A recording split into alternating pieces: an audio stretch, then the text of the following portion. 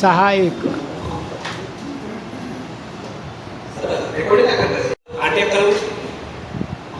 Hello, तर attacker सर्वसामान्य व्यक्ती आहे, त्याला कायद्याबद्दल कोणत्याही माहिती नाहीये, कलम ज्ञान 6 नाहीये, अनुभव नाहीये किंवा सही सुद्धा करता येत नाही.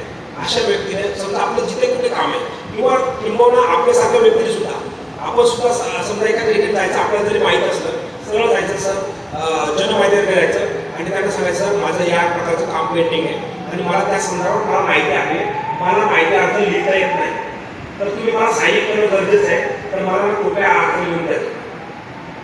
तो जनमाहिती कोणी असेल त्याने आपल्याला वाजवी सहाय्य केलं पाहिजे, माहिती अर्थ लिहून द्यायचं.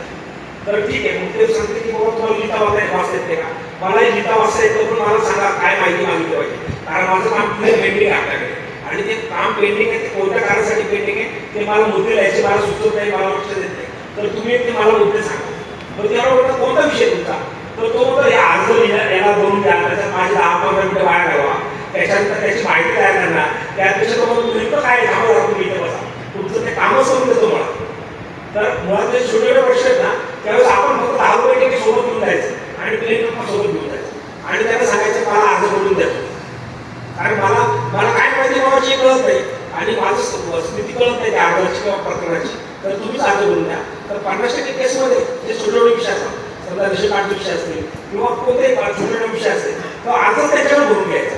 म्हणजे आता समजा काही ठिकाणी सिनियर पॅक जे माहिती आहे तिकडे आपल्या इथे सिनियर पूर्वी एससी होते, सिनियर म्हणत साहेब मला तुम्ही अर्ज करून द्या, माझं याशी तक्रार आहे, मला त्याच्यावर काय झालं ते मला माहिती.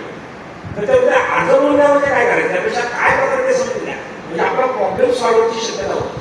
त्यामुळे सर्वसामान्य नागरिकांनी कलम 6 वापर केला पाहिजे. फक्त सोबत जाताना फक्त 10 रुपये तिकीट घेऊन जायचं आणि प्लेन वेटवर घेऊन जायचं. तर त्याच्यामध्ये पण आपण